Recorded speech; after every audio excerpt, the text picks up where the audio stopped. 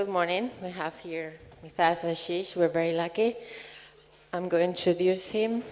Back in the 70s, Ashish, when he was a student, participated with other fellow students in the defense of the Delhi's rich forest. In this process, they founded an environmental NGO called Vikalp Bricks, that together with Ashish has not stopped working on environmental and development issues. Ashish has taught at the Indian Institute of Public Administration, has served at the Greenpeace International Board, and coordinated India's National Biodiversity Strategy and Action Plan. Ashish has also authored over 30 books, and is co-author of the great book, Churning the Earth, The Making of Global India, which is a critique of India's development strategy, where he argues for radical ecological democracy, as I am sure he's going to explain now. Ashish is currently coordinating the Vikalp Sangams, or Alternatives Confluence process, which provides forum for organizations and individuals working on development alternatives across India and to come together. So we welcome Ashish. We're really happy to have you here so you can present all this work to us, as well as your analysis on how we can build these very necessary alliances between different worldviews that are emerging in the global south as well as in the global north. So Ashish is going to present for a bit less than an hour, I think, and then we're going to have plenty of time for debate, comments, and questions.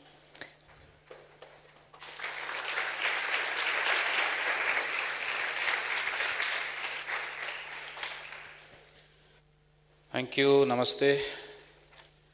Well, first I'd like to start, as have all the other plenary presenters also, to give my heartfelt thanks to the organizers, the very generous hospitality of our Hungarian hosts, and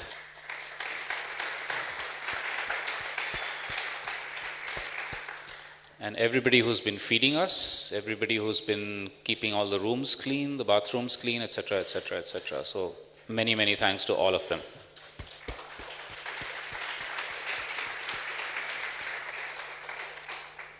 Okay, I think for all of us, food is really important. And so my presentation is going to focus a lot on food in metaphoric ways and also in real life.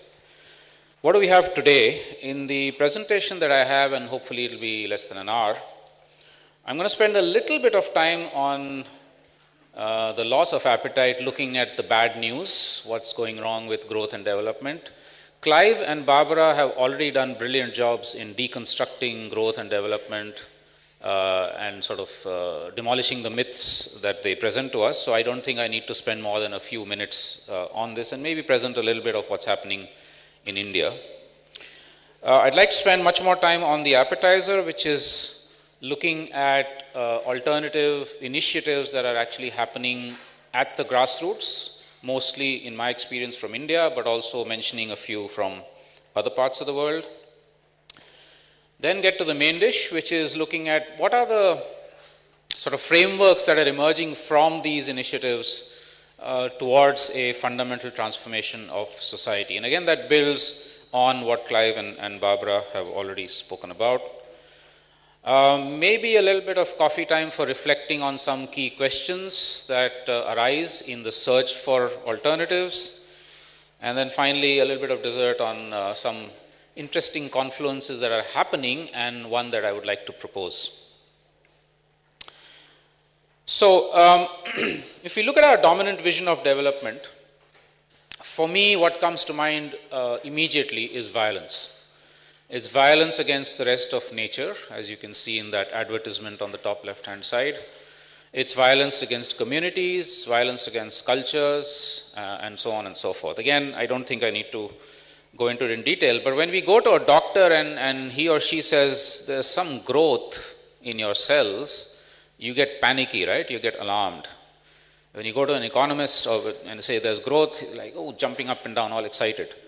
But if you look at it, economic growth is like cancer for the planet. And we're actually creating huge numbers. Probably the majority of the world's population are becoming nowhere people in many different ways, not just in terms of physical living, but also in intellectual and spiritual and cultural ways. This is a process that's happening very rapidly in India. The people are being displaced and dispossessed all the time. And what we're actually looking at is a fundamental clash of civilizations also. This is Salim Bhai. He's a nomadic pastoralist in western India, in Kutch. And he told me a very interesting story. That vehicle that you see on the right-hand side is labeled as the world's cheapest car. It's a nano car that the Tata Corporation created a few years back, and it's supposed to have then been 100,000 rupees, which is 1,500 euros approximately, so really a cheap car. So Salim Bhai told me that, okay, that's worth 100,000 rupees. My Buffalo is worth 300,000 rupees. When you finish with the Nano in 10 years or 12 years and you junk it in the market, you'll get maybe 500 rupees or 1,000 rupees. By that time, my Nano, which is my Buffalo, would have created 10 more Buffalo Nanos, which means that much more worth. And yet, when the government provides land virtually free of cost, they provide it to the Tata Nano. When we ask for land rights for our buffaloes and our livelihoods, we don't get it. So it's a very interesting sort of clash of civilizations. What we're seeing across the world is for hundreds of millions of people, a forced transition from livelihoods, which were a way of life, which were a culture, which were everything in life, to jobs. So what were ways of life have now become jobs that we do from 9 to 5, and we wait desperately for the end of the day, and we wait for the weekend, and we wait for vacations, and we heave a sigh of relief. And in that sense, the violence against the rest of nature, the violence against communities and cultures is also violence against us as individuals in our personal lives. And so I categorize that as a transition from livelihoods to deadlihoods. Whether we're in the traditional sector, where livelihoods are being destroyed, or in the modern sector, where we have deadening lives. And in India, for instance, there's a huge transition, not a huge, but I mean there's a increasing transition of IT professionals, for instance, dropping their jobs and wanting to go back and do some farming. That's really an expression of how people are beginning to understand that these are deadlihoods. It's a process that also, of course, creates huge inequalities. This is something you're all familiar with. In India, the recent survey that was done suggested that 1% of India owns more than 50% of its wealth. And many of you probably know this building, which I think is the world's largest single family building. One family owns a house of 27 stories. That's one of India's richest men, with I think India's richest corporation, Reliance. And if all of this was not enough, if ecological unsustainability and so on was not enough, if there was an argument that people give that you have to destroy the environment in order to raise people above the poverty line, etc., well, we're getting more and more evidence that that is also not happening. So this is just 3 days back, a study which is from official sources suggesting that people in villages in India are actually eating less nutritionally and food and quantity wise than they were 40 years back on average. It doesn't spare people in cities either, so we have air pollution killing 500,000 people every year. Again, a very recent study that was published just a couple of months back. And finally, as I mentioned in yesterday evening's panel, India along with China is also now becoming the new colonizer. Obviously, if it has this kind of a growth pattern and these growth aspirations, it cannot do it on its own resources. It has to then start seeking colonies outside India, countries that are peoples that are weaker than itself. For instance, 500,000 hectares in Ethiopia taken over by Indian corporations. And increasingly what Gandhi said many decades back is beginning to come true, that if India were to take Britain's path of development, it will strip the world bare like locusts. Of course, you folks have already done it to a very good extent, but we are following in your footsteps. I mean, I don't mean these people, you people in the room, but essentially Europe and US and Japan have already kind of, been pioneers, and we're following suit. But can you imagine 2.5 billion people trying to live the same standards of American standards of life, what that does to the planet? So that's the bad news. I don't want to go too much into detail about it. I don't think we need to. The question is, are there alternatives to all of this? We're all faced with this, with what we are told, the Tina syndrome. There is no alternative. And it seems to me that that's also a myth, and that there are. But then when we ask this question, we also have to ask the question, alternatives to what? And I think, again, following on from building on what Clive and Barbara already spoke about, we're talking about alternatives to the concentration of power. That could be the concentration of power in the hands of the market, corporations, the concentration in the hands of the state, concentration in the hands of men, concentration in the hands of, in the Indian case, so-called upper castes, race concentration, ethnicities. There are many different ways. Age, you can think of all kinds of different ways in which power gets concentrated in the hands of a few to dominate the rest. So if that's the kind of, if those are the structural forces that we're actually talking about needing alternatives to, clearly the kind of solutions that are being offered to us, and again this has already been spoken about, are either very partial at best, or they're false solutions leading us down the wrong path, and that includes everything that's up there on the slide. End of bad news. Let's look at what are the transformative alternatives. To me, resistance to this mainstream course of development and growth and state domination, market domination, etc., is of course very much part of the alternative. In India, one of the terms that's used is satyagraha, which is in a sense speaking truth to power. Very recently, just 2 or 3 years back, the Intelligence Bureau of the Ministry of Home Affairs in India brought out a report about how Indian civil society and movements were actually damaging India's growth story. And according to them, we were causing a 2 to 3% GDP loss per year. That's great news. Some of my NGO friends were really disturbed and saying, no, how can they say that? And I said, that's good. So resistance is very much part of it, and of course also along with this, with the resistance you get assertions of self-determination, of ancient ways of living that people want to continue living, or the recognition of the unrecognized, whether it's unrecognized rights, it's unrecognized contributions to society, it's unrecognized labor, and so on and so forth. This is the iconic fight of the Dongriya Kond Adivasi indigenous people in eastern India against the United Kingdom Vedanta Corporation and the Indian state, which so far at least has been won by the indigenous people to stop mining in the hills that you can see there. And there are many, many, many like this. But along with this, given the fact that there are significant levels of deprivation from basic needs, in India, according to us, at least 70% of the population still is deprived from some basic need or the other, because of various reasons, including development itself, we have the need for initiatives on well-being across a whole range of sectors. And I'm going to give a few examples of these from just a few. I'm going to give maybe a handful of them from the thousands that actually exist in India along all these different fronts. And then of course we also have across the world. How many of you do yoga? All right, so if you feel uncomfortable with this map, you can do a headstand and you'll feel comfortable again.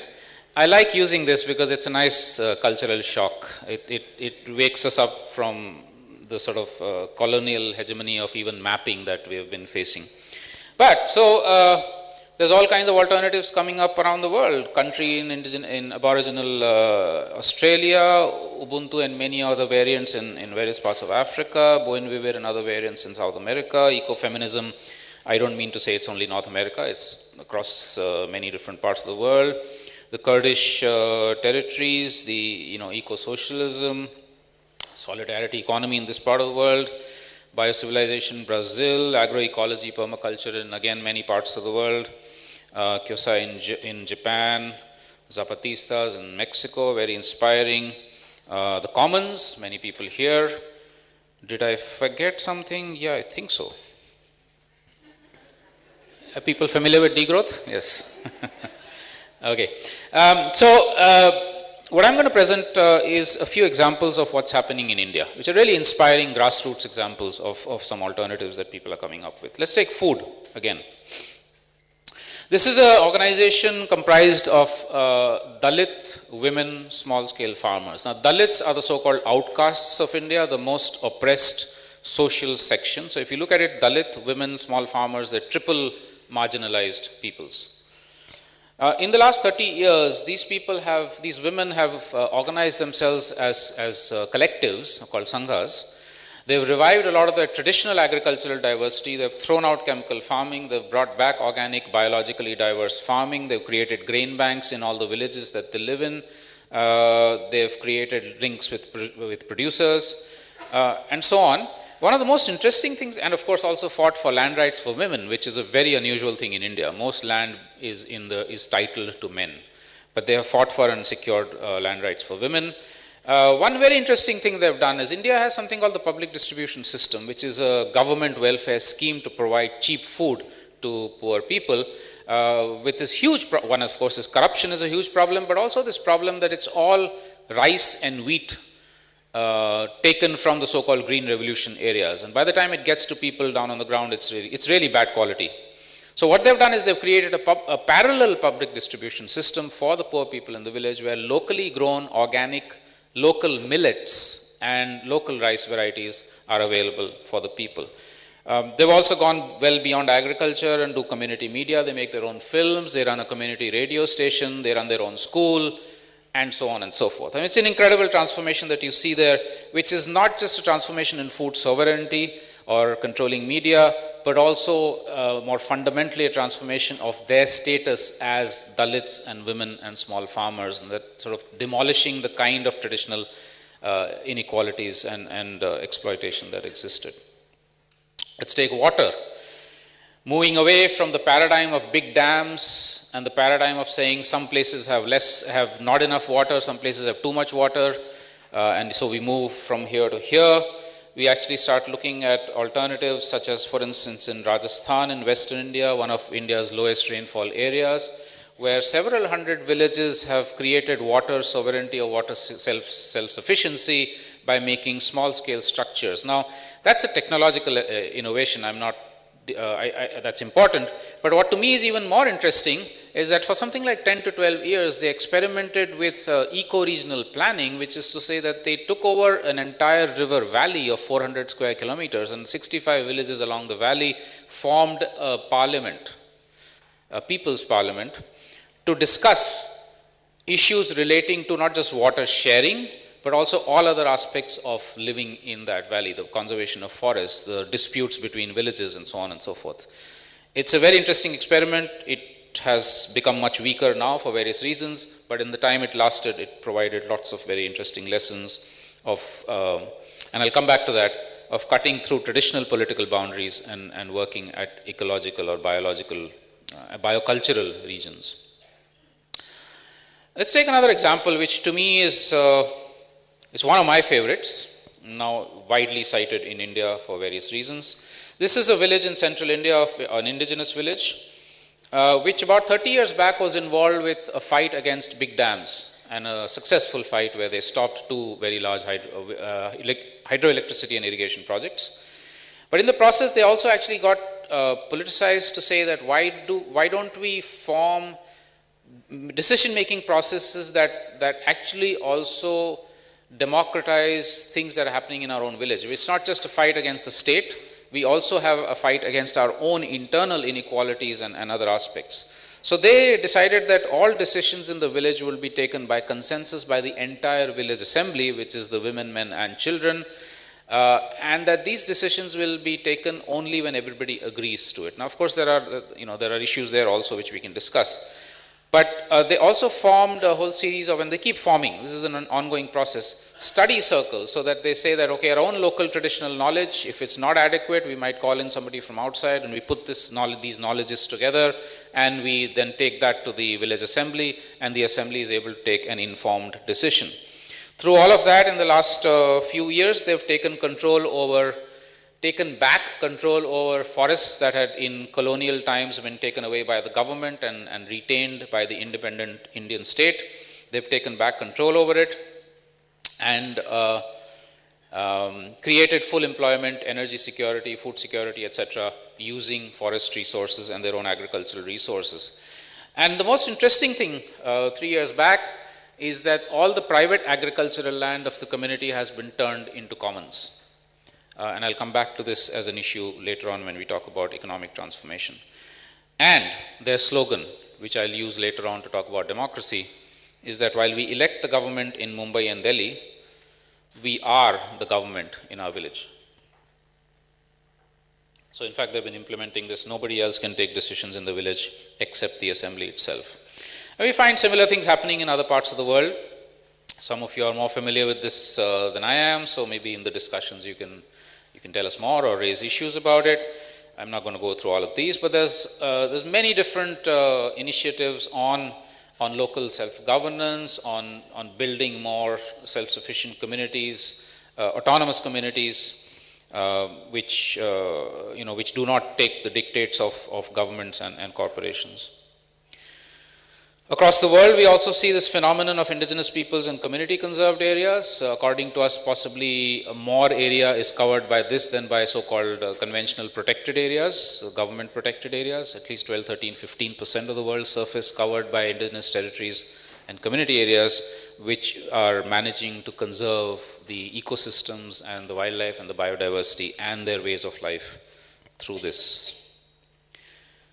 Let's take jobs or a livelihood. The conventional market economy in India has not created any significant net new jobs. In the last 25 to 30 years, we needed 120 million more jobs, of which in the formal sector only about 3 million have been created. So it's what is called jobless growth. But there are initiatives which are actually showing how one can create or revive livelihoods which are dignified, which are which provide people adequate means of livelihood. So, for instance, there are now increasing numbers of farmers-producer companies, or producer companies, which could be farmers, fishing communities, craftspersons, etc., collectivizing their operations and being able to deal better with the market. There is still a market relationship, and there are dilemmas there, but nevertheless, at least in terms of being able to assert themselves and their status as producers, these are interesting initiatives. We find a women's collective up in the Himalaya, which started with working on domestic violence against women, and then also added on issues of livelihoods, of fighting against a local hydroelectricity project, and many other things. So essentially just the empowerment of women itself, using local resource-based livelihoods that provide, again, dignity and better status than was earlier the case. More and more we actually find that there are settlements that are beginning to challenge the conventional belief that inevitably there is going to be this mass migration from villages into cities, and that the world will be 80% urbanized in the next 10, 15, 20 years. These are just a few examples of many, still marginal, but nevertheless increasing, of villages which have actually not just stopped out migration, but where people who had gone out have come back in many cases, because they now find adequate, dignified sources of livelihood. And again, livelihood, I'm not only talking about economic jobs, I'm talking about ways of life. In cities, again, also we find some similar initiatives. The Homes in the City is an interesting program in Western India, where poor colonies, so-called slums in India, and are finding ways of providing housing, dignified housing for themselves, water self-sufficiency, open spaces, civic amenities, etc. A lot of it self-provision, but a lot of it also just making sure that the government is accountable for what it is supposed to be doing. And building people's power to self-govern, to actually do decentralized or localized governance in cities also, at neighborhood and small scale levels. And again, of course, there are many such examples in other parts of the world. We see that even the middle class, which normally tends to be very aloof and alienated from this kind of a process, in some places begins to also respond and react, whether it's through participatory budgeting, demanding that the budget for the city should be made at the local level and not by politicians and bureaucrats, or it's non-profit stores like many that you find in Europe, or it's revivals of urban ecosystems that have otherwise fallen into disuse or have been destroyed, and so on. I was a couple of months back in Thessaloniki in Greece and was lucky enough to go to Viome. Many of you might know it, the worker-led factory, worker-run factory producing eco-friendly cleaning agents. And that, so you can see actually that again this is happening now in more and more parts of the world, that the means of production are being taken back control over by producers themselves, not left to capitalists. And there are many other such examples of new economics or a more democratic economics being tried out. We move now to the sphere of knowledge. And one of the biggest problems to my mind has been the education system. In India, we inherited the the British system of education. And in fact, some people say that there's a guy called Mr. Macaulay, who in the 19th century very cleverly actually predicted that the best way to colonize a nation is to colonize their minds. And the best way to colonize minds is to create an education system. So right from the time you're 5 years old, you're actually told that this is how you need to live. This is how society needs to be structured, etc., etc. And so we have an education system in India which actually creates enormous alienations from ecological roots, cultural roots, and basically enables the system to source more and more labor for its own needs. But we have counter trends. We have increasing number of alternative learning spaces where children are able to reconnect back with their ecological and cultural roots, but also learn what's happening in the rest of the world, be more open, be more tolerant, and so on, more caring, sharing, not competitive. One of the most, oh, by the way, I don't know how many of you know this, but the origin of the word school in Greek was skole, which means leisure. Worth remembering, if you look at the schools that we have these days. Some of the most interesting ones that we have recently looked at and experienced, these are shala. Shala means, roughly speaking, school, where traditional skills are taught by the elders who are not PhDs and so on, or just experts in their own field, to the new generation, but in ways that make it relevant for that new generation to also earn, to also be, get meaningful livelihoods through it. So it's not just an esoteric passing of skills, but is very meaningful for their lives. So there's many different things for crafts, for construction, for alternative water management, and so on and so forth. And then we also begin to find, of course, more democratic innovations of technology, or the availability of technologies which are more ecologically friendly, which are more poor, pro-poor, and enable a more dignified living for those who otherwise don't have it in many different ways. I wish I had the time to actually explain each of these examples. They're fascinating. And finally, then, of course, also reclaiming the space of media, communications, and arts, which has otherwise been taken over by, the Trumps of the world. I hope that country doesn't get taken over by the Trumps of the world, but anyway. So, again, many examples. Let me just give you one which is very interesting, which is community radios. In India, there's now more than 150 community radios. These are run by communities themselves. They actually reach across to, in average, maybe 100 villages, 200 villages or settlements, and are able to convey local initiatives, local knowledge, local cultural practices to a very wide range of people. And there are many, many, many others. And again, we find stories of this from elsewhere. Anybody familiar with Cuba would know that, for instance, the research and development program in Cuba is not only within some so-called expert institutions, but it's a public process. Okay, now the main meal. One can go on talking about and describing these sorts of initiatives from around the world. As I said, there are tens of thousands, hundreds of thousands if you look at it around the world. Do we actually discern some sort of a framework, some common elements which can provide us a possible vision for a future society, which is very different from the one that we have right now? And I'm going to attempt to do that.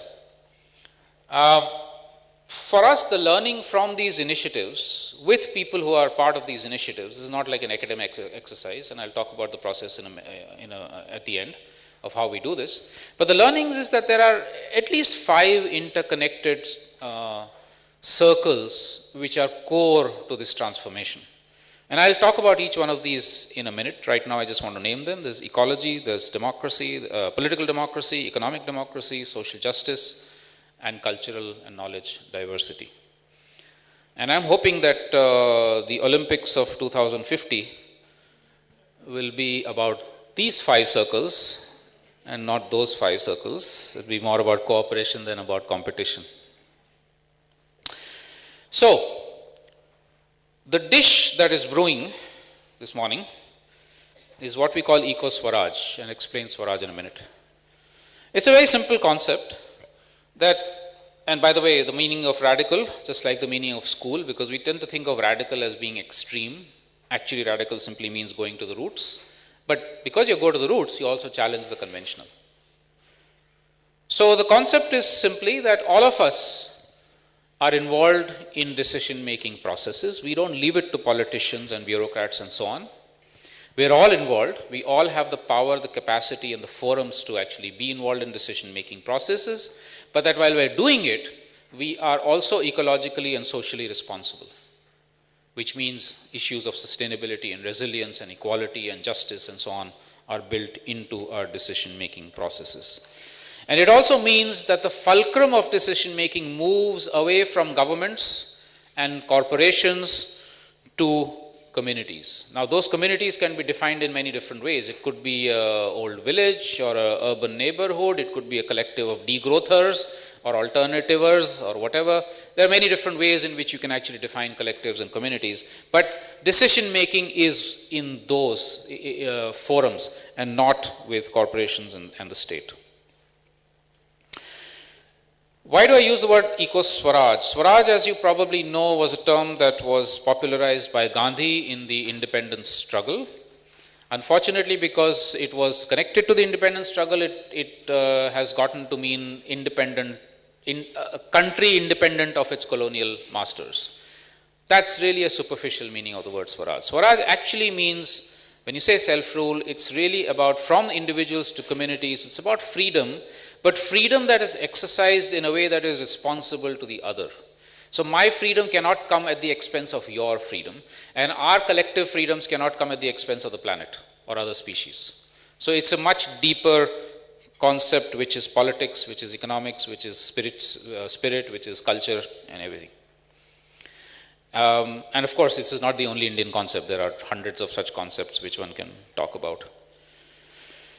And then we find similar worldviews and concepts and frameworks from elsewhere.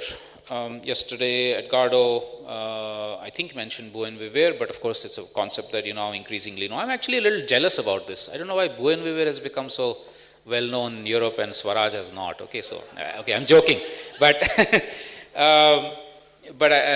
yeah, so, you know, and these are really inspiring worldviews. Some of them are really ancient that are coming back as part of movements. Some of them are new, like, you know, degrowth, etc.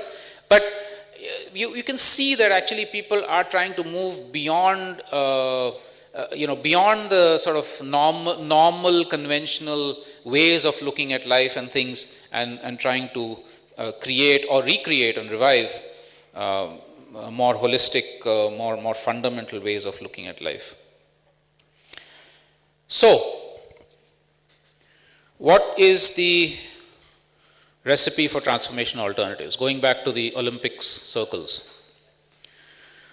A new politics to me, and when I say new, I don't necessarily mean that everything is completely new. I mean, some of it might be very old that's coming back, but the frameworks is about what the village said, our government in Mumbai and Delhi, but in our village, we are the government, which means direct democracy, radical democracy, deep democracy, different terms are used, where the locus of decision making starts at that grassroots bottom level, cities, villages, wherever you are. You can actually create more mature forms of direct democracy even at larger levels through things like referendums, not in the way referendums are done today, which is kind of mechanical, but of course we all need the capacity to be able to participate in them more maturely. And then building on that delegated or representative democracy, you can't do away with it, because obviously at very large levels you have to have people who are representing you. But the power of those is emanating from the bottom, and it's not the other way around, where there are mechanisms of accountability, including things like right to recall and so on. And then finally also, and this is what I think is really exciting and relatively new, is sort of beginning to question current political boundaries from ecological and cultural standpoints. And how do we actually think of decision making at levels that make ecological sense, such as the Arvari River Parliament that I spoke about earlier.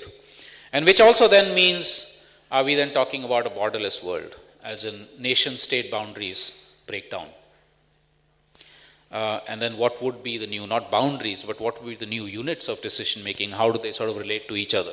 These are all matters of a lot of exploration, a lot of discussion that has to happen. Obviously, conditions for any of this to work well is that we have like I said, the rights, capacity and forums, but also the maturity, because often what tends to happen is that if the democracy is not mature enough, you get into issues of the majority not listening to the minority and people saying, okay, you stay out, this is only for me, etc. Sort of more closed, xenophobic kind of politics that could come in even into direct democracy. So those are dangers we have to look at. The second ingredient, economics. Okay, this is a bit of a clever play of words. Shastra in India means study. So, Arthashastra, which in Hindi means economics. Economics as if the earth, including all of us, mattered. What would this look like? First, of course, economics that's mindful of planetary limits. Economy as part of ecology rather than the other way around. I think it was Satish Kumar, the editor of Resurgence, who was telling me a story from when he went about 15-20 years back to the London School of Economics. And he asked them, where is your School of Ecology? And they were saying, what? School of Ecology in a London School of Economics? That makes no sense. And then he told them, actually, you should be a London School of Ecology within which there should be economics. But anyway, that's a bit of a stretch. So, localization, but clearly not falling for the dangers of a xenophobic anti-outsider localization, but a much more open one. But to say that at least for basic needs, we do not need to depend on somebody 3,000 miles away for food, for water, for health, for education, etc. These are things that we can actually be creating in our own local bio regions, and then continue to have trade. It's not like we're closing ourselves off from everybody else, but the trade is built on that localization. The merging of production and consumption. I don't know why we have this. We have now created this division between you're a producer, I am a consumer. And we're all, or could be, prosumers. What did Marx say? He said, I can be a farmer in the morning, a critic in the evening, and a cook in the night, or whatever. I mean, there's some 5-6 things that he said. Which we actually can. I mean, all of us as human beings have the capacity to be multiple things, which are both producers and consumers. And an issue that I mentioned yesterday in response to a question, that why don't we actually start building a sustainable consumption line and creating the social processes by which If anybody is above the sustainable consumption line, everybody looks at that person with, what? Really? How can you be? It's like, smokers in an airport, confined to that little tiny box. Anybody who is over-consuming could possibly also have that tiny, okay, I'm sorry if there are any smokers in the room, but we need to create those. So this is not about a government imposing a sustainable consumption line, no, but just building the processes by which we can actually start looking at each other using consumption as one matrix. Reintegrating work and leisure. Like I mentioned right at the beginning, we've actually moved from livelihoods to jobs. How do we actually move back? How do we demolish? I think yesterday in the question somebody had said this. If I'm enjoying my work, why do I need a separate fun time or leisure time, right? So you actually start, I think there are some communities who actually don't even have different words for work and leisure. How do we actually do that, moving back from what modernity has given us, this division? Recommoning the private, like the village has done with its agricultural land. And this is, of course, I know it's a holy cow, but for people in this room, I'm sure, I hope it is not, but moving away from private property and recommoning it. And then, of course, demonetization or the decentralization of currencies, moving away from the hegemony, right, of money. I don't know if you've ever noticed that interesting thing, hegemony. So, how do we actually create or bring back relations of caring and sharing and exchange which are not necessarily based on money, or if they are, they're based on local currencies, as is being experimented in many parts of the world. The third ingredient, justice. And I don't think this is something I need to go into in any great detail. We do have serious inequalities of all kinds across the world.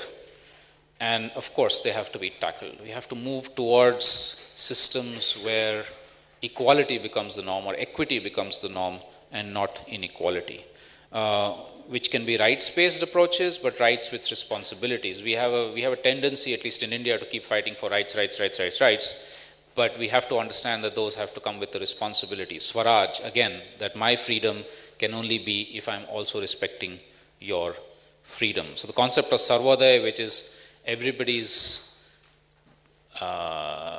being lifted up or is rising to full human potential together. Fourth ingredient, knowledge, culture. India has 800 living languages. These are not dialects, they're full languages.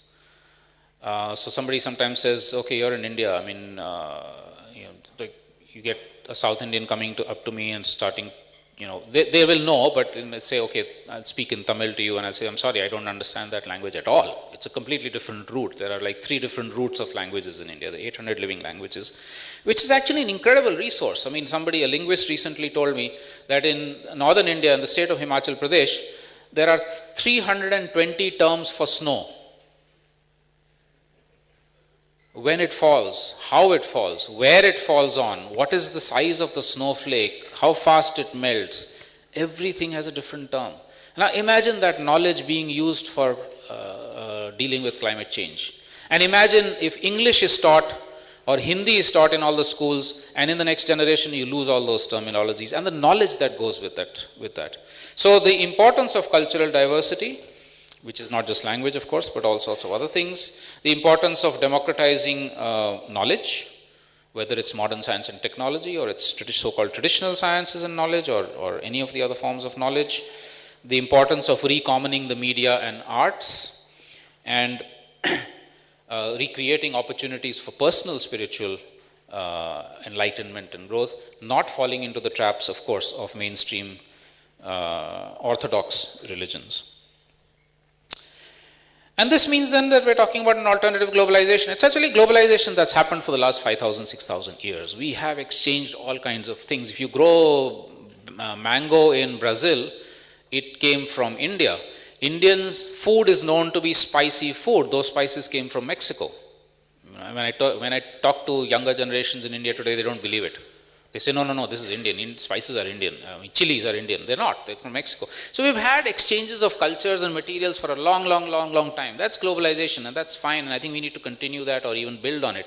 What we don't want is the financial and economic globalization or the mental globalization that we have one path of development or one path of what it means to have a good life.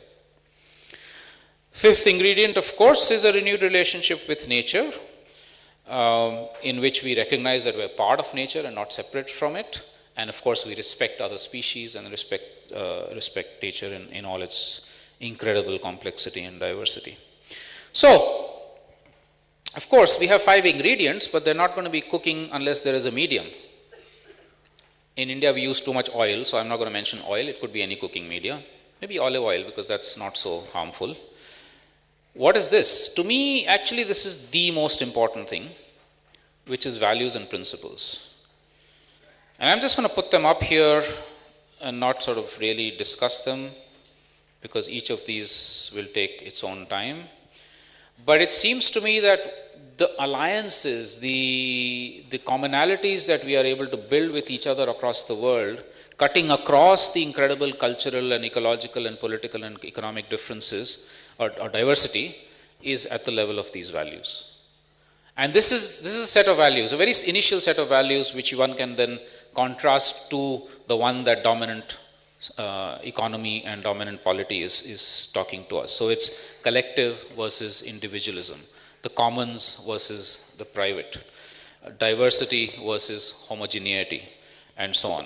Happiness not about buying a 40-inch color television set, but about being able to relate like this to each other and sit in the evenings and talk and not have coffee time in which we're all staring at our screens. You've all seen those pictures, right?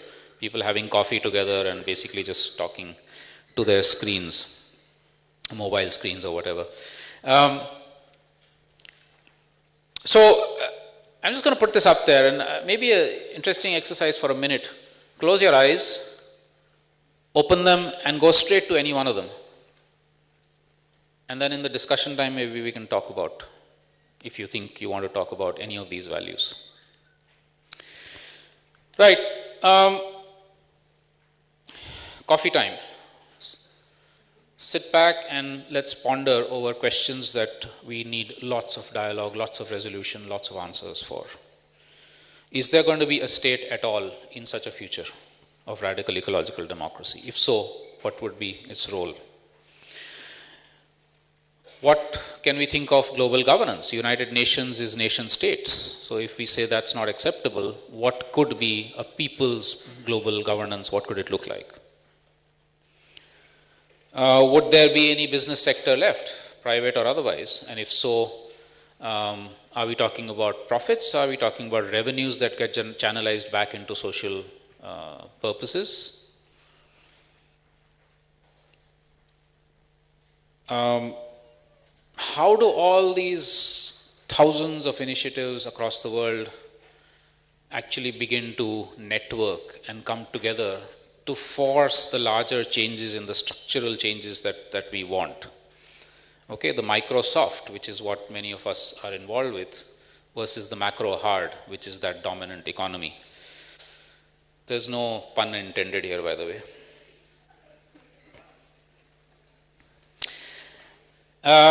Who will be the agents of change? NGOs? Probably not. Mass movements? Okay, how do they get together? Political parties? Probably not. Workers' unions? Probably part of the answer. Who else? Academics? Students? Young people? Who will be the agents of change, or multiple agents of change, and how do we get together?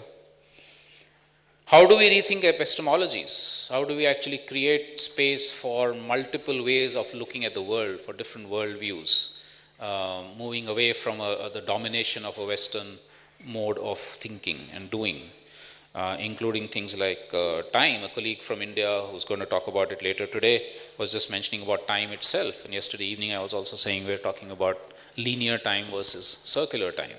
So many different ways to look at epistemologies. And finally, I think this is something that Clive also mentioned. What do we look at? Individual freedoms, which is so crucial to us as part of collectives. What is that balance that we want? So the last couple of minutes, this is the dessert. It's a process that we've started in India called Vikalp Sangam, which means alternatives confluences, not a conference. So we don't sit like this and, I bore you for 1 hour and then, you have a few minutes for questions. We actually sit in a circle and talk and do joint activities and so on. The idea is, how does one actually, the people who are working on politics, who are working on economics, who are working on energy, who are working on transportation, who are working on gender, who are working on food, who are working on water, how do we talk to each other? Who are doing brilliant alternative stuff on all of this, but are not really getting together? How do they talk to each other? How do we build alliances, cooperation, teach each other, constructively criticize each other, and from all of that, also do a joint visioning process. So we've done several of these across India. India is actually a bit like Europe in the sense, for historical accidental reasons, it's one country, but it could be 30 or 30 peoples or 500 peoples or whatever. So it's not possible to do a national level. We've been doing it across the different parts of the country and also on thematic levels that you can see the list over there. Next month, if any of you happens to be in southern India, you're most welcome to a food alternatives confluence. There'll be great food there, but also talk about alternative food politics and diversity and cultures and so on and so forth. And through all of that, to actually vision a common future, not, which can pick from Marx and it can pick from Gandhi and it can pick from Ambedkar and Trotsky and whoever else, but it also emanates from the experience, the live experience and the generations of wisdom of people from the ground, so that we don't get stuck in a Marxist scenario or a Gandhian scenario or whatever it is. So this is a visioning process that's been happening through this. There's a note called The Search for Alternatives. I'd be happy to share it. It's also on our website for you if you want to look at it, which goes into principles and values and elements and strategies and so on. There's also a website as part of this process which documents several hundred stories of hope and inspiration. This is from India. We have about 400 stories already up there in the last 2 years and many more are coming in. And of course, I'm aware of the fact that there are also global level mapping processes or documentation processes of these kinds of initiatives. So, here's a wild idea. How about a global alternatives forum?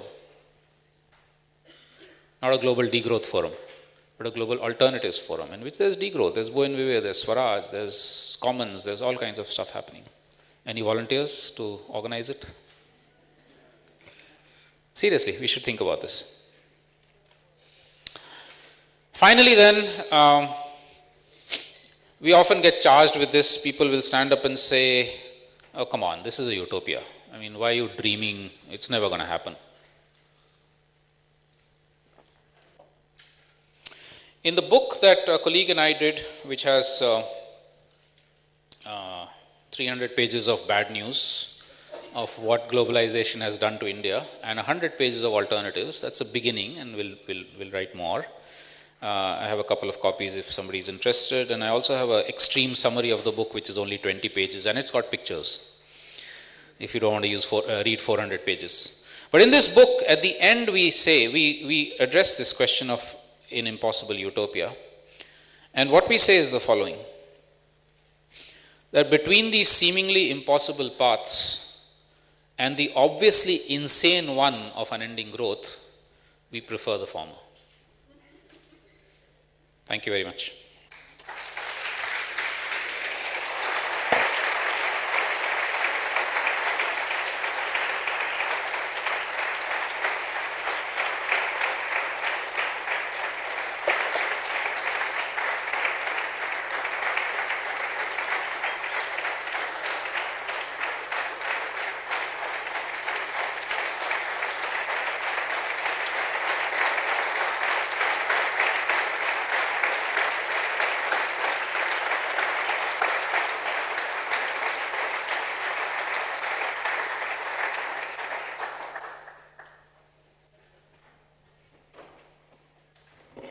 Thank you.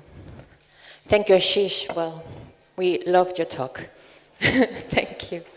It was really, really inspiring. I mean, all these alternatives happening in India and the way you have analyzed all these elements for transformation across all these alternatives, worldviews, and all your ideas for carrying on.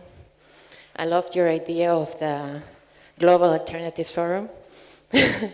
So yeah, let's open the floor for comments, questions. I'm sure that you had a slide with great questions. I don't know if you want to come back to that, but I think it would be a good start. Yeah, really.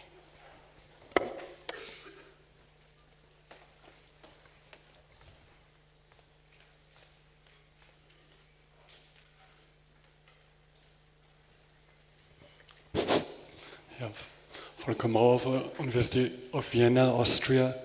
Thank you for a really inspiring, wonderful kaleidoscope of ideas, of concrete examples and visions. I would come back to your sustainable consumption line and issue the population question also together with this, yes, because the sustainable consumption line is also an issue of per capita, yeah? And the per capita can rise or sink. And so what is your ideas about the connection between a sustainable consumption line and the population question? And a short issue in own things, I displayed yesterday outside a book. It's on legal aspects of sustainable developments, and it disappeared. So if somebody has seen walking it away, please let me know, and yeah, I would be happy to get it again. I'd go to other conferences to display it. Thank you. And by the way, we have a session in the afternoon on legal aspects of degrowth, room 326. Thank you. We will get a couple more questions. The green.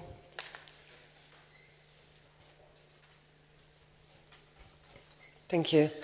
My name is Lanka. I'm from the Seed Freedom campaign in Portugal, part of the global Seed Freedom movement. And my question for you is probably very obvious for you, but I'd love to hear your view, and probably the people here as well. In my research of the food system, reading especially discourses on food politics, I found that there's one limit that capitalists and especially neoliberals will place, that they will not go beyond. And it has to do with everything that's called self-something. And I've read quite a lot of reports, and some of them, especially UK, Australia, USA, World Bank, OECD, and of course World Trade Organization, they actually don't even hide it. They specifically say that they frown upon food self-sufficiency. They do not want to see these kind of initiatives.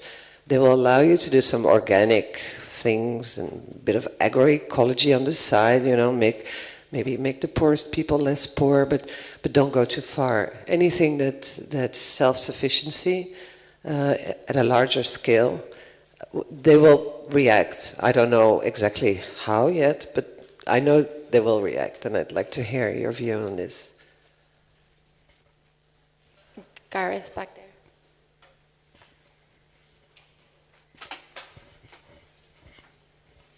Good morning. Thank you, Ashish, for this great talk. I have a question or a concern. You proposed the Global Alternatives Forum, already some indicated to volunteer for such a forum, but we had such a forum for more than 10 years. And one was in India in 2004, the World Social Forum. And it didn't work, I would say. And my counter hypothesis would be a little bit that we are in a situation to regionalize, to look more at the region and to condense the struggles at the regional level without, this was the key message from last night, I hope you got it, without denying and forgetting what's happening elsewhere. But in Europe, we need also these kind of conversions, of discussions.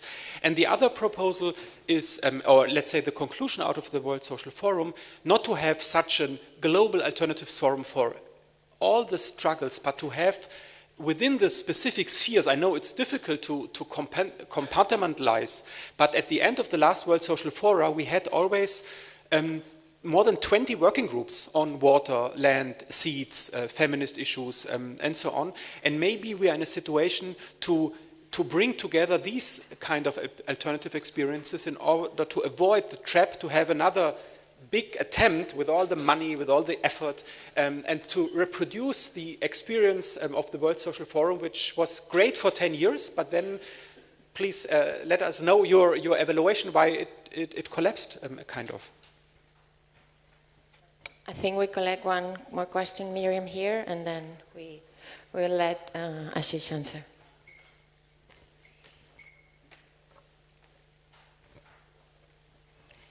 Thanks. Miriam Lang from Ecuador, from Germany but living in Ecuador.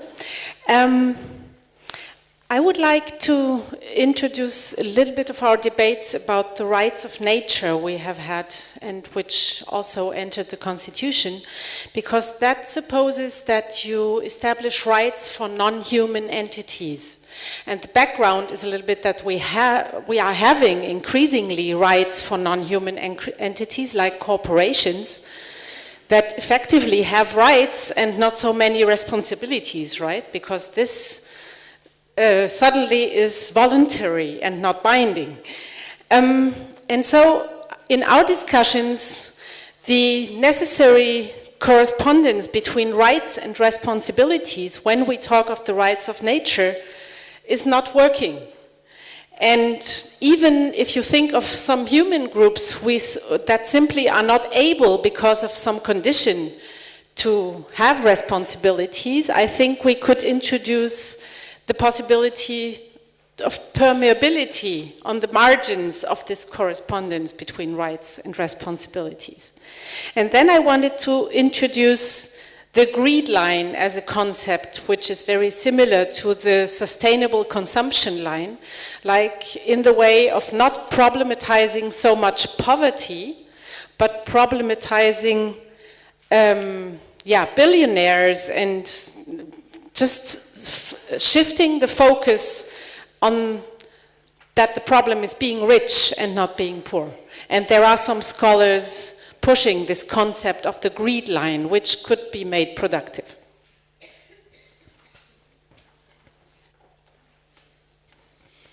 Thank you. Okay, in the interests of time and getting maybe more comments and questions, I'll try and be brief. Well, there were 2 points on the sustainable consumption line. The greed line, great. I mean, it would be fantastic if we could do something like that. Maybe together, sustainable consumption line. Sustainable consumption line, I guess, is a more positive way of addressing it. A greed line is like exposing the greed, let's say. So I think both have their own value. In terms of the per capita thing, I think I guess the idea is that over a period of time, if all of this goes together, so a sustainable consumption line cannot go individually apart from the other transformations that need to take place. If that happens, we actually will see a stabilization of population anyway. I mean, that seems to be the prediction that most people are making, demographers, that if you actually go in that direction, you will see a stabilization of population. So to me, actually, demography and population is not a big issue. This came up in the yesterday evening's session also, I know. What is a much bigger issue is the levels of consumption of each person. And in that also, incidentally, I think it's very important to say that it's not about equal consumption, because different kinds of people do have different needs. So we also need to be aware of the diversity of needs, even as we talk about equalizing consumption. But I don't think that so population currently may or may not be an issue. I don't know, that's a very complex issue, but I think in the future, if we're talking about a fundamental transformation, it, to my mind, is not an issue. Self, that is definitely a no-no for the neoliberal economy or for even for states. I mean, nobody, if you are currently powerful, if I am currently powerful, I don't want you to become self-powerful, obviously, because then you're not dependent on me anymore. Couple of quick points. I think one of the reasons why, self-sufficiency is still something that is used. I mean, in India, the state has often used that word self-sufficiency, but in the sense of India being self-sufficient on, let's say, food grains. But they will never talk about food sovereignty or self-sovereignty or self-autonomy, because that is really then taking the power away even from the state. Whereas if you talk about national self-sufficiency, the state still has the power. So I think one has to be a little bit nuanced on that. But yes, the more sovereignty movements expand and become more powerful, the system will hit back, if that's the point you're making, absolutely. And that's why we need the networks and the support systems amongst ourselves to make these alternatives more resilient. Uli, yes, I actually forgot to mention it when I put up that slide, that there is the question of whether the World Social Forum can or still provides a forum of this kind for alternatives. My feeling, and I've only been to one or two, is that there is so much of a focus even now on exposing, on the bad news, and there needs to be, of course, continuing exposure on the bad news, that there isn't adequate attention within the World Social Forum on alternatives. That's my feeling. I may be wrong, and I think this is something we need to discuss. I totally go with you that we need to have, much more important than a global forum would be regional forums, would be local forums, would be national, until nations exist, national forums. And that these need to be aware of and sensitive to other things happening in the rest of the world. But I do think that there is a function for, maybe it's once in 5 years or once in 10 years, I don't know, where we're able to actually get a lot more people from across the world together. Maybe these are sort of democratically nominated from each of the regional, local, national forums into a global one. I don't know how that process would work. But something where the focus essentially is, we say, okay, the first session, let's get past the bashing the system, we need to do that, let's do it. The rest of the forum, let's focus on what are the fantastic alternatives that are coming up around the world and how do we build more alliances amongst those. But also specific sectoral forums, yes, water, agriculture, governance, etc., that also. So I think we can think of a whole variety of different kinds of these forums. And we can also think of virtual forums. I mean, I'm not much of a fan of the virtual world, but it does provide us an opportunity of actually having 500 people across the world meeting together, but not physically. There is, in fact, I think in October, there's going to be a global, what will the world look like in 2050? A global forum of that kind. And nobody is physically meeting. It's happening from wherever you are on Earth. You can actually link up and make presentations and ask questions and so on. So there are many possibilities for that. Miriam, rights of nature and responsibilities. Yeah, I think to me, the responsibility part of it is, if we are talking about a world in which there are some who are marginalized and disprivileged and cannot actually fulfill that responsibility, we're talking about more collective ways of then fulfilling that responsibility, where those of us who can or who can help that community or that set of workers or whoever it is, we actually work together and say, okay, how do we, while we respect the rights of nature, how do we fulfill our responsibilities towards conserving the rest of nature? And I think that's how we'll have to work at it. If we look at it either as individuals or as small communities, it creates the problems that you're talking about. So if that's what you meant by permeability, then yes, I totally agree.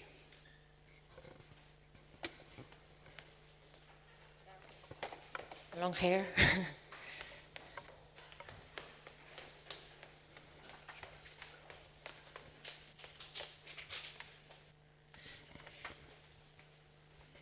Philippe from France. Can you say a few words about the Ekta movement? They are planning a big march and a campaign in 2020, which is called Jai Jagat 2020. And maybe there are some links between this movement and degrowth. And can you put again the 5 non-Olympic circles on the wall, please?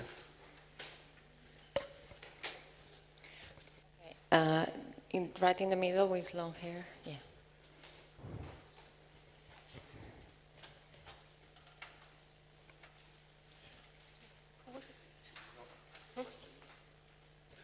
Sorry?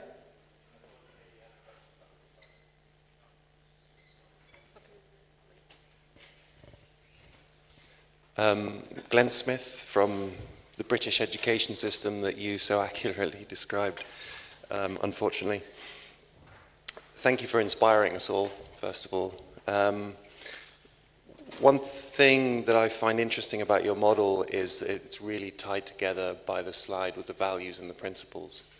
And potentially the model can be misused with other values and principles, for example, perhaps to build a form of radical, direct, deep dictatorship on a local level. How do you see the values and principles being upheld to prevent that? And is that perhaps where the state fits in? Thank you. Now, Sorry, can you just explain in a line what you mean by radical dictatorship? Sure. Well, the model of building up community structures based on local values, if they are negative values, I mean, this whole idea, this wonderful idea, is based on the values that a lot of us here share. But there's a danger that parts of it can be misused if people have different values as well. So building up kind of localized forms of tyranny and oppression is a danger that the model, I think, could come under. And if there is still a role for a state, perhaps it is to, you know, to make sure the values and principles are upheld. this lady in black, this side, Lydia.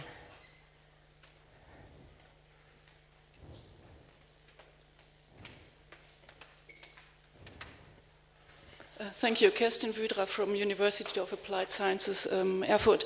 I had a very similar question. You mentioned shortly the word danger when you talked about direct democracy. And what are your experiences and thoughts if it is misused? Because we are observing this in Germany, or say much in Eastern Germany, right-wing people who take over these buzzwords and activities and would close their communities to not migrants, to refugees, to anybody, or people who you would use it for, maybe in India, for religious or nationalism, or even against renewable energies, or against wind energy in our community, against power lines for our renewable energy. So this also is, can be the result of direct democracy. What are your thoughts about it? Yeah, I like that question, actually. I wanted, just next to the lady, yeah. My name is Lawrence Davis from University College Cork in Ireland. And my question is, first to say, just thank you again, other people have said this, for a very rich presentation, wide-ranging, and I almost feel like I need more time to digest all the ideas. But my question concerns what seems to me, maybe continuing with this metaphor of a meal, a slight mismatch between the main course and the appetizer and the dessert and the coffee course. Because if you look at the very radical examples which are given in the starter, the appetizer course, and then in the coffee course, you talk about the questions concerning the abolition of the state, the abolition of markets, you talk about utopian vision after that. But in the main course, you talk about restructuring of markets, and you talk about a democratization of the state.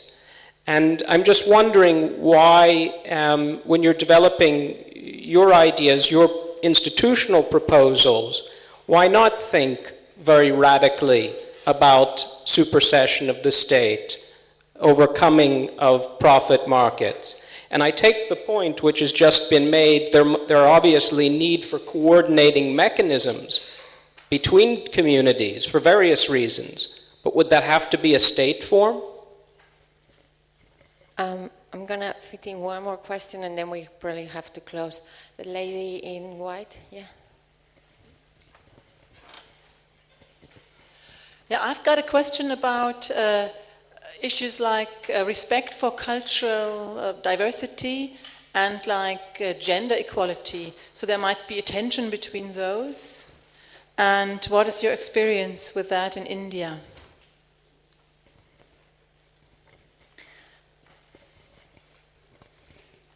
Thank you. Okay, I wish I had another hour. These are really fascinating and very, very important questions. Felipe, Ekta Parishad, yes.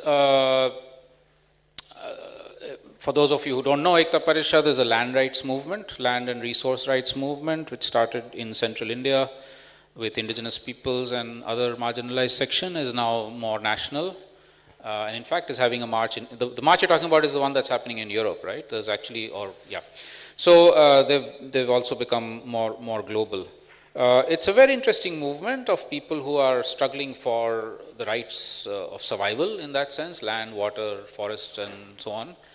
They're very much part of the Vikalp Sangam process, which I mentioned, the process of trying to get confluences together, because they also recognize that even as you struggle for rights of land and so on, supposing you achieve those land rights, what then? What's the next step of actually getting to, let's say, sustainable agriculture or sustainable livelihoods and so on? And so we're trying to kind of, in that sense, work together to create a more holistic vision of rights and, struggles for resistance and rights along with alternative ways of living. So it's like, or reviving old ways of living which might still be sustainable. So we're very much in conversation and dialogue on that. Glenn and Kirsten was the name? Yes. And actually even the issue of cultural diversity and gender. All of the processes that I spoke about have these dangers. They have the dangers of elite capture, which I think Glenn you spoke about, and I like that term, radical deep dictatorship. I hadn't thought of that.